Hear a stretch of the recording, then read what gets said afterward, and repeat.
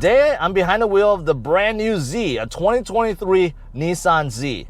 It's not the 400Z, it's just called the Z. And of course, this car has been very, very hyped up over the last few years by Nissan, ever since they introduced the Z prototype, which of course this car is based off of.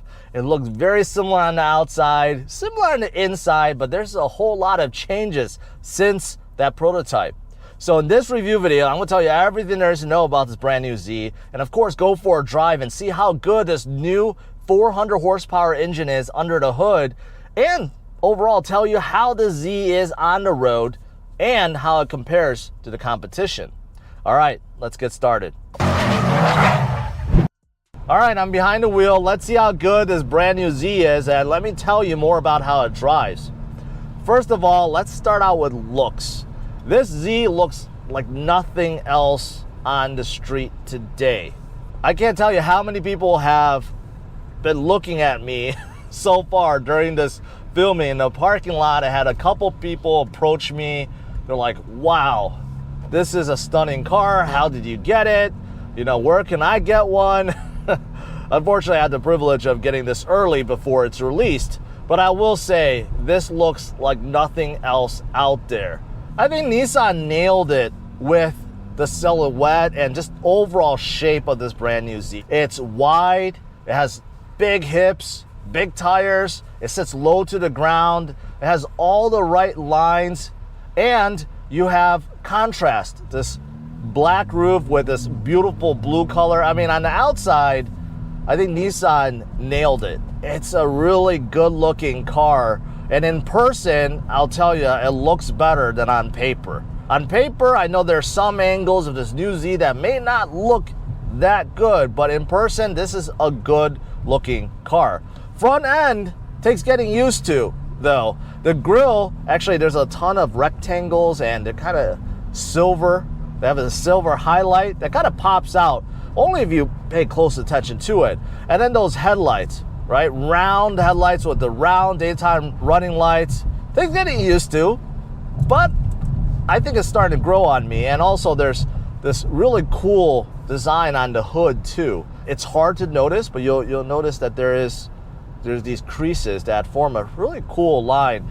And overall, when you combine the front, the side, and the rear, man, it's a beautiful looking car. And take a look at the rear too. I love the rear the best. I would say it's my favorite side to the Z. Love those big exhaust tips in the back. I love the black underneath. I love the new tail lamps, the LED tail lamps. And with that integrated, you know, spoiler on top and the overall shape, I like it. Once you sit inside, you'll be pleasantly surprised. I thought the Z would be smaller on the inside, but it's actually quite roomy. In fact, I would say I'm 5'10" and I still have 3-4 inches of headroom and plenty of legroom. I had to actually move my seat up a little bit, but if you're on a taller side, if you're like 6'2", 6'4", I think you could fit inside the Z. This definitely feels bigger than the last generation. So Nissan did a really good job at optimizing the space on the inside. The seats are very aggressive though, very aggressive. They look good. They have a sporty vibe, and there's two different materials. So you have this Alcantara like suede in the middle and then leather on the outside. But they're aggressive because the bottom bolster, man, they stick up a lot. It actually makes getting in and out of the seat a little bit difficult, but your thigh is always hitting it. I do wish there was ventilated seats, but unfortunately there isn't. So today, it's like 90 degrees out and it is hot. It is hot. But you do get heated seats though within this performance, so you can drive in the winter if you want to, although it would not be advisable. Now there are two different driving modes, standard and sport. And over this weekend, I have tested both. I'll be honest, I don't notice any difference between the two. I thought sport would be more aggressive and it feels more or less the same. If you are planning on driving this as a daily car, everyday car, you'll be satisfied. Because even though this is a sports coupe or sport coupe, it does drive really nice, very civil. So you can drive this every day and not feel uncomfortable. The suspension is actually pretty good, even though it's really good around corners.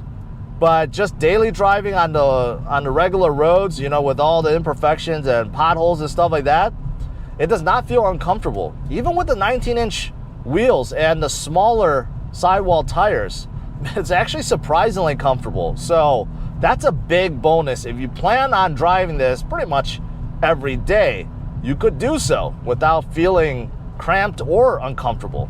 Something else that I really like, and I think you will too, is the exhaust note. Exhaust note is pretty darn good. Nissan, I know, spent a lot of time to make sure that you could hear the exhaust, and if it sounds good.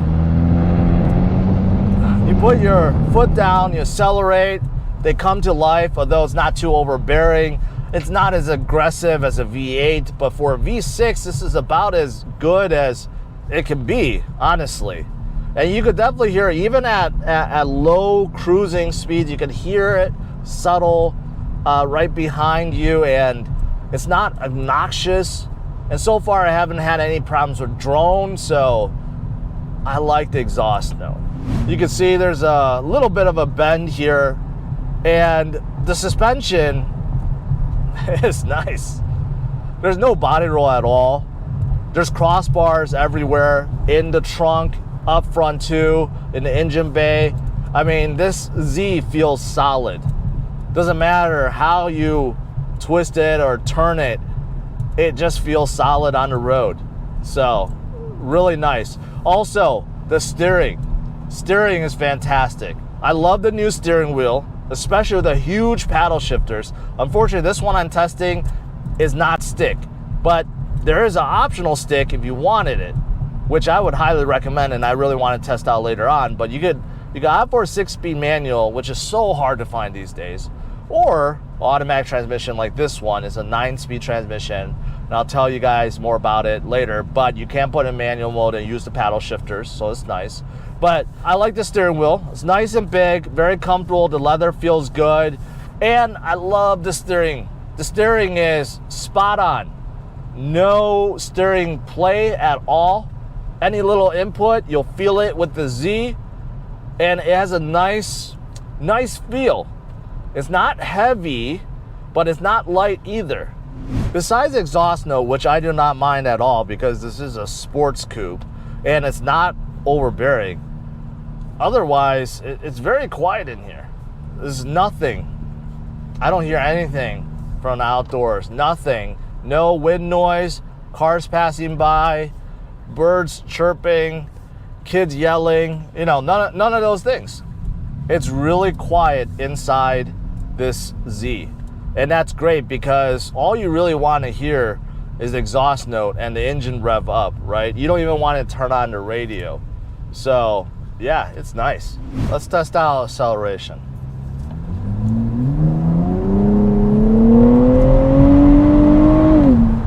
Let's accelerate it from about 25 to about 65 right there. Lively acceleration. Lively acceleration. I will say though, and it could be because this is automatic, but right at the get-go, when you first floor it, there's a big delay, like almost like a full second delay before you get any real input with the revs. So that's a little bit strange.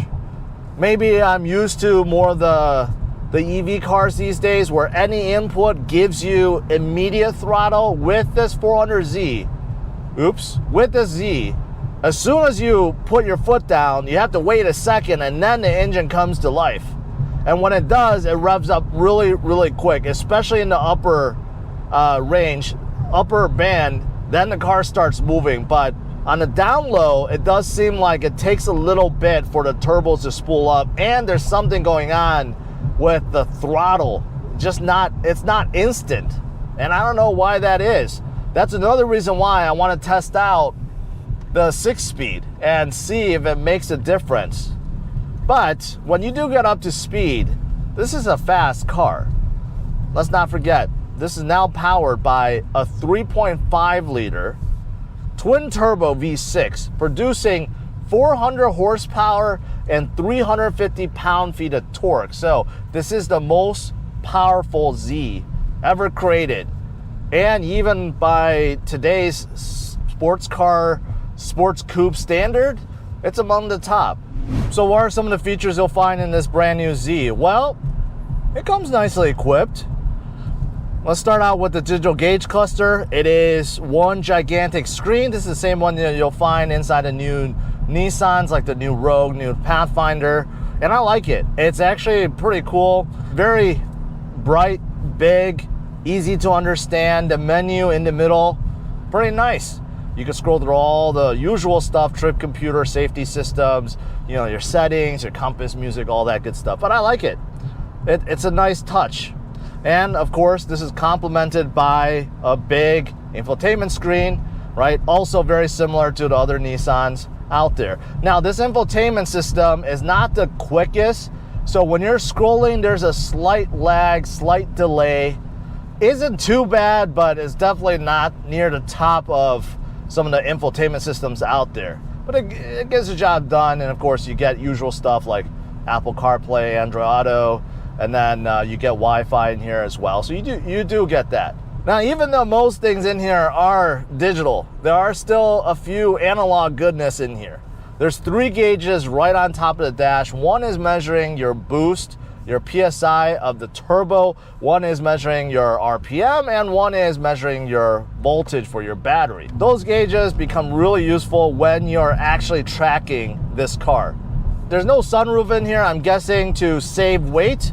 A lot of sports cars do not offer a sunroof.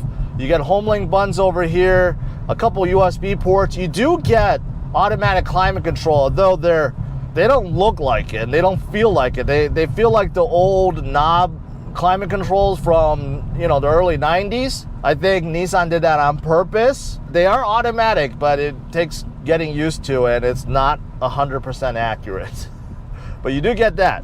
So I just put the Z into manual mode, and I'm just go drive around with the paddle shifters. Normally with paddle shifter cars, it will downshift for you, especially if you're coming to a stop so the engine doesn't stall. But what you do need to upshift, you do need to do that yourself.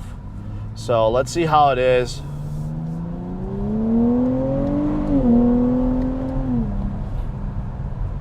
Pretty crisp shift. I gotta say, the best part about the Z has to be the exhaust. Anytime the exhaust, you know, turns up, anytime you accelerate, it's just very enjoyable. But the paddle shifter's pretty good, even though there's an automatic transmission. It's pretty crisp with its shifts. It's not silky smooth. It acts like kind of like a dual clutch transmissions where there's a lot of shift shock. And that's not actually necessarily a bad thing with sports cars, because it makes you feel more like you're actually shifting, like you're banging the gears, right? So you get a little bit of that. I don't know if it's intentional or not, but I think it's enjoyable. Now, the one thing I don't like about the Z is this new shifter. Just not a fan of it at all. Just a normal shifter would be fine, but this one is a new age style, and even for new age style, it is not very good. Just make it buttons or a rotary knob, something that's easy to understand. This one, you're going up and down in a very limited fashion, but then you also have to remember to hold the button on the side or it's not going to engage. And of course, there's a button for park. I think Nissan could have done better. I'm just thinking the closest competition to this has to be the Toyota Supra, which also introduced a 6-speed manual for this year. But previously, I've tested the automatic. I will say that the Supra feels faster off the line. If you're at a stop and you floor it, the tail is, you know, wiggling and fishing out because you're overpowering the tires and then you just go. There just seems to be more down low grunt or torque. Even though on paper, this is a much more powerful engine, the Supra just felt quicker. And just to nitpick a little bit, some of the buttons in here, like your window switches and the switches for your heated seats, they've been around for over 10 years. I remember my old Nissan Pathfinder. probably 12 to 14 years old. And they had the same switches.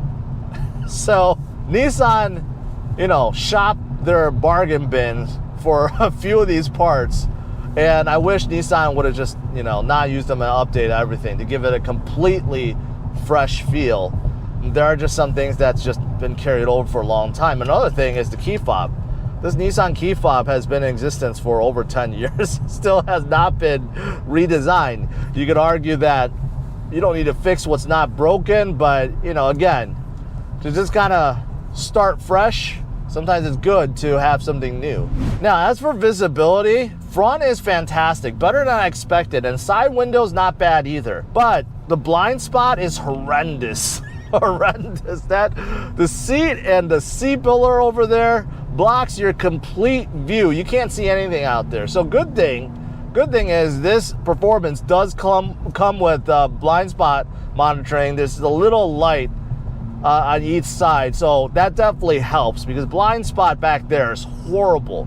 Rear visibility is actually okay, but blind spot you gotta watch out. This Z also comes with Nissan Safety Suite, you know, everything that you could think of, like lane assist, blind spot monitoring, emergency braking, parking assist, rear cross traffic alert, driver alertness, all of those goodies standard with the Z. As for pricing, nothing has been officially released by Nissan just yet, but we could speculate maybe between the mid-30s to mid-40s, somewhere in between there. We'll have to wait and see. But there will be only two trim levels. The base is a sport and the upper is performance, and that's the one I'm driving today. Now, there's really only three things that separate the performance and sport. First is the mechanical limited slip differential. That's important. That's standard on the performance, and you really want that if you plan on tracking this car. It makes a huge difference with grip.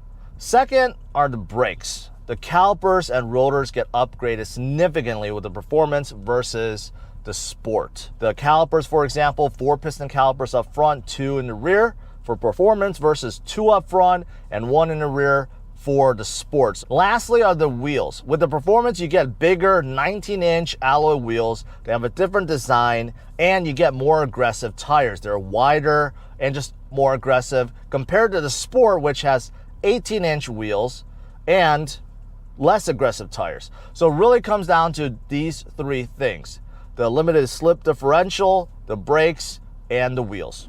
So to conclude, am I a fan of this brand new Z? Well, I'm kind of mixed. For the most part, yes, but there's a few things I wish the Z had. Let's start with the good. I already talked about the looks. I love the looks, very different. Getting stares left and right from people that can't believe that they're seeing the Z for the first time, right? Also, I love the drivability. I think this is great for daily commuting. You could drive this everywhere and feel comfortable and still feel sporty. I love the exhaust note. I talked about that. Love the exhaust notes. And the technology inside, the cabin overall. It's a good look. Way improved versus the last generations. You add all these things together, pretty good. And, you know, I didn't even talk about the trunk. It's limited, but, you know, it has a hatchback tailgate, so you could throw a few things back there, and decent sized trunk. So those things are great. And also, I do think the transmission, the suspension, overall drive, great too. But few things that I think Nissan needs to work on. Number one is that low-end grunt. It's missing. For some reason, you floor it. There's like a second delay, and could be due to transmission, but still, there's something about it. It's missing down low. So I wish this had more grunt like the Supra. Supra has so much grunt at low speeds. Because how good it is as a daily driver, there's no rawness to this car. Even in sport mode, I put it in there, nothing is raw about this car. So that's also something that I wish Nissan would address. With that said, I think they probably will with the Nismo edition. Nissan always comes out a Nismo edition a few years afterwards, right? So maybe they will come out with one that will make it more raw, but this one is definitely missing that. Smash the like, subscribe to the channel, and stay tuned for my future review videos. Take care. Bye-bye.